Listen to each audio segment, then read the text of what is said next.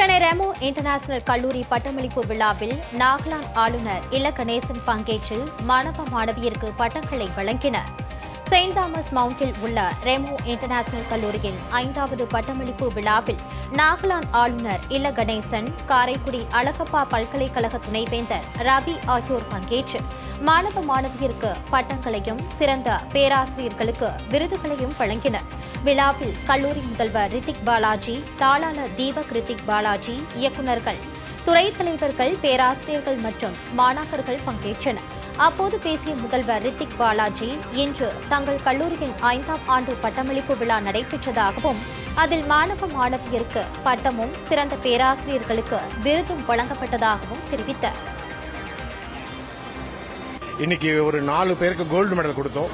தென் ஒரு 7 பேருக்கு best student அவார்டும், ஒரு 5 ஸ்டாஃபுக்கு பெஸ்ட் ஸ்டாஃப் அவார்டும் கொடுத்தாங்க. இது எல்லாமே கவர்னர் சார் கையால் கொடுத்தாங்க.